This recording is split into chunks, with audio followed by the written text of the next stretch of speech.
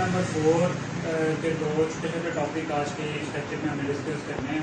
Basically ये दोनों जो स्ट्रक्चर्स हैं ये सेल ऑर्गेनेलिक हैं, ठीक है। Endoplasmic reticulum and Golgi apparatus देख लेते हैं। सबसे पहले एंडोप्लाज्मिक रेटिकुलम क्या है? A network of interconnected channels that extend from cell membrane to nuclear envelope। पहली बात तो ये है कि ये है क्या? ये है एक नेटवर्क है किसका? इंटरकनेक्टेड चैनल्स का। एक नेटवर्क है इंटरकनेक्टेड चैनल्स का, मतलब बहुत सारे चैनल्स हैं ये एक दूसरे के साथ क्या कर रहे हैं? इंटरकनेक्टेड हैं। अब वो जो नेटवर्क है वो कहां से कहां तक फैला हुआ है? Extend from cell membrane to the nuclear envelope. मतलब ये नेटवर्क्स का एक ऐसा चैनल है, ठीक है, ये चैनल्स का एक ऐसा नेटवर्क है जो कहां से कहां तक फैला हुआ है? सेल मेम्ब्रेन से लेके जो आपके पास न्यूक्लियर एनवेलप है वहां तक फैला हुआ है। यहाँ पे अगर आप देखें तो ये बेसिकली न्यूक्लियस मैंने शो किया हुआ है, ठीक है। न्यूक्लियस से ये जो आपको नेटवर्क ऑफ चैनल जो नजर आ रहा है ये सारा क्या है?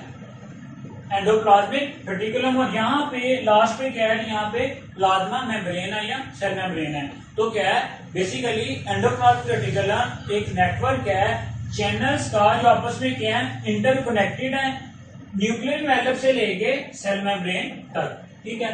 अब इसकी दो फॉर्म्स हो सकती हैं, ये दो तरह से हो सकते हैं। फॉर्म्स अलग से हेडिंग है, these channels exist in two forms. दो कौन कौन सी फॉर्म्स हैं? या तो होगी वो रफ एंडोप्लाज्मिक रेटिकुलम और दूसरी होगी smooth endoplasmic reticulum. Rough endoplasmic reticulum को रफ का नाम क्यों दे रहे हैं? क्योंकि वहां पे उसकी रफ अपीयरेंस है। रफ अपीयरेंस क्यों है? क्योंकि वहां पे प्रोटीन्स जो है डिफरेंट राइबोसोम्स जो हैं वो क्या है वहां पे प्रेजेंट है, जो क्या करती हैं? प्रोटीन सिंथेसिस करती हैं। तो देख लेते हैं rough endoplasmic reticulum is so named, इसे इसलिए नाम दिया जाता है because of its rough appearance, क्योंकि जो इसकी अपीयरेंस है वो क्या है? रफ है। क्यों रफ अपीयरेंस है? Due to the numerous ribosomes, क्योंकि वहां पे बहुत सारे जो राइबोसोम्स है वो क्या है? प्रेजेंट है, that are attached to it, ठीक है। अगर आप यहाँ पे देखो ये जो ब्लैक में मैंने नेटवर्क ऑफ चैनल शो किया है इसके ऊपर आपको ग्रीन ग्रीन या स्पॉट्स नजर आ रहे होंगे, ठीक है। ये बेसिकली सारे क्या हैं? राइबोसोम्स हैं। तो इस वजह से इसको हमने क्या कह दिया? रफ एंडोप्लाज्मिक रेटिकुलम और ठीक है। अब इसका फंक्शन क्या है? क्योंकि यहाँ पे जो आपके पास प्रोटीन आपके पास राइबोसोम्स प्रेजेंट हैं तो यहाँ पे क्या होगी? प्रोटीन सिंथेसिस होगी। It serve a function in protein synthesis. सिर्फ एक बात इंपॉर्टेंट है यहाँ पे कि इसमें जो रफ एंडोप्लाज्मिक रेटिकुलम है उसके ऊपर डिफरेंट जो है राइबोसोम्स लगे हुए होते हैं, वो क्या करते हैं? प्रोटीन सिंथेसिस करते हैं। जो दूसरी फॉर्म है उसकी वो है स्मूथ। स्मूथ का मतलब होता है बिल्कुल स्मूथ, क्लियर, साफ, ठीक है। lacks ribosome and involved in the lipid metabolism। अब यहाँ पे देखें आपको किसी किस्म की जो ब्लू में नजर आ रहा है यहाँ पे किसी किस्म के आपको कोई राइबोसोम्स नजर नहीं आ रहे, लिहाजा यहाँ पे प्रोटीन सिंथेसिस नहीं होगी। अब अगर यहाँ पे प्रोटीन सिंथेसिस नहीं हो रही तो क्या यहाँ पे कुछ ना कुछ और का फंक्शन परफॉर्म होगा। तो वो कौन सा है? पहला क्या है? लिपिड मेटाबॉलिज्म, ठीक है। दूसरा क्या है? Transport of materials from one part to another part in the cell, ठीक है। तीसरा इंपॉर्टेंस का फंक्शन क्या है? It also detoxify the harmful chemicals that enter into the cell. तीन काम करता है ये। पहला क्या? Lipid metabolism. दूसरा क्या?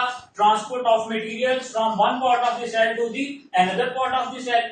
तीसरा क्या है कि जो हार्मफुल मटेरियल सेल में एंटर हो गया है उस मटेरियल को डिटॉक्सिफाई करने में भी स्मूथ एंडोप्लाज्मिक रेटिकुलम अपना बहुत इंपॉर्टेंट रोल प्ले करते हैं। तो इंपॉर्टेंट शॉर्ट क्वेश्चन है to differentiate between RER and SER. What are the function performed by RER and SER? तो आपने याद रखना है कि जो रफ एंडोप्लाज्मिक रेटिकुलम है वो प्रोटीन सिंथेसिस में इन्वॉल्व है और जो स्मूथ एंडोप्लाज्मिक रेटिकुलम है वो तीन मेजर काम करती है। पहला काम करती है लिपिड मेटाबॉलिज्म का, दूसरा करती है ट्रांसपोर्ट ऑफ मटेरियल्स का और जो तीसरा इंपॉर्टेंट उसका फंक्शन है वो क्या है? Detoxification of the harmful chemical substances, ठीक है।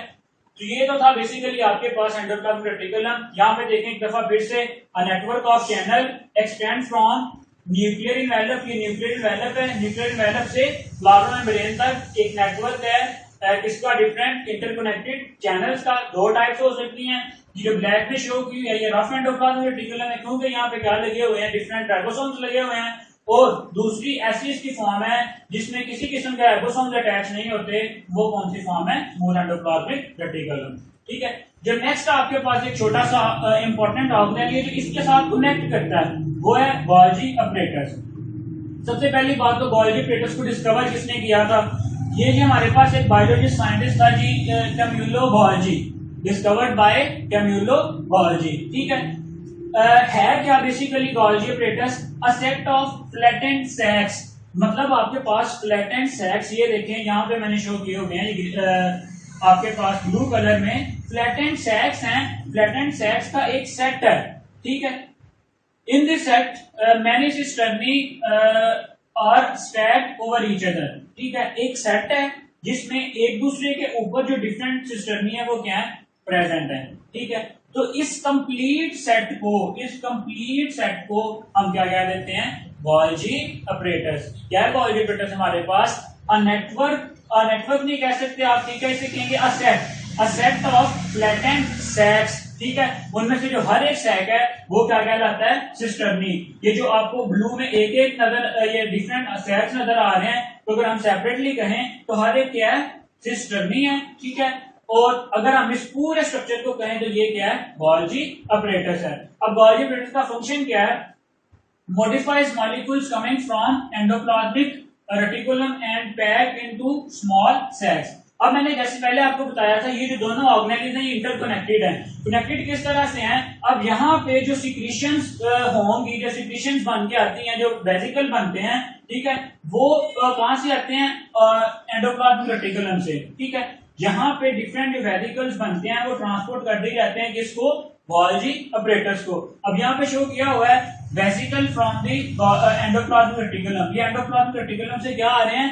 डिफरेंट वेसिकल्स आ रहे हैं। उनकी यहाँ पे क्या होगी? प्रोसेसिंग होगी, और प्रोसेस होने के बाद, ठीक है, वो दोबारा से वेसिकल बनाकर उनको वहां से रिलीज कर दिया जाएगा। मॉडिफिकेशन होती है यहाँ पे जो वेसिकल आएंगे उनमें किसी ना किसी तरह की मॉडिफिकेशन हो सकती है। वो फिजिकल मॉडिफिकेशन हो सकती है, केमिकल मॉडिफिकेशन हो सकती है। ठीक है, और मॉडिफिकेशन होने के बाद उनको स्मॉल सैक्स में फिर हम क्या करते हैं? पैक करते हैं। जो वहां से वेसिकल आ रहे थे वो एंडोप्लाज्मिक रेटिकुलम में वेसिकल थे, लेकिन यहाँ पे जब इनकी प्रोसेसिंग होगी, प्रोसेसिंग होने के बाद जब दोबारा से उनको स्मॉल वैक्यूल्स में या स्मॉल सैक्स में उन्हें पैक किया जाएगा, उन स्मॉल सैक्स को हम क्या कह देते हैं? Golgi vesicles. तो अलग से शॉर्ट क्वेश्चन पूछा जा सकता है, व्हाट आर गोल्जी वेसिकल्स? तो आप क्या बताएंगे? Golgi apparatus modifies molecules coming from endoplasmic reticulum and packed into small sacs which are called as Golgi vesicles। ठीक है, अब ये देखें, ये Golgi vesicles हैं, ऊपर एंडोप्लाज्मिक रेटिकुलम से आए, इनकी वहां पे प्रोसेसिंग हुई। ठीक है, प्रोसेसिंग होने के बाद उनको स्मॉल सैक्स में पैक कर दिया गया, जिनको हम क्या कह देते हैं? Golgi vesicles। अब दो तरह की पॉसिबिलिटीज हैं। These sacs can be transported to various location in the cell। मतलब सेल में जहां पे भी इन वेसिकल्स की, इन सिक्रीशंस की जरूरत होगी, ये वहां पे पहुंचा दी जाएंगी। ठीक है, और to the exterior of cell, यहाँ ये सेल से बाहर रिमूव भी की जा सकती हैं। ठीक है, दो पॉसिबिलिटीज हैं।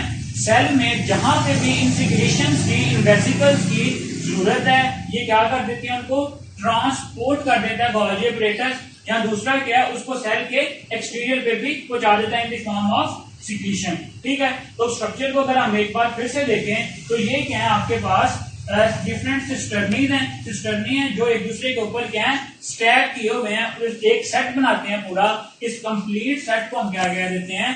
Golgi apparatus. ठीक है, गोल्जी अपरेटस क्या देते हैं? इसका फंक्शन क्या है? ये जो वेसिकल आता है एंडोप्लाज्मिक रेटिकुलम से, ये जो वेसिकल्स आए हैं, इन्होंने इन वेसिकल्स की यहाँ पे क्या की है? प्रोसेसिंग की है, वहां पे इनकी मॉडिफिकेशन की है, डिफरेंट तरह की चीजें में ऐड की हैं या रिमूव की हैं। ठीक है, उसके बाद दोबारा से उस वेसिकल में जो मटेरियल था उसको स्मॉल सैक्स में पैक करके दोबारा से उसको क्या कर दिया? ट्रांसपोर्ट कर दिया। तो यहाँ पे इसका क्या काम हो गया? गोल्जी अपरेटस का modification and transport of the Golgi vesicles.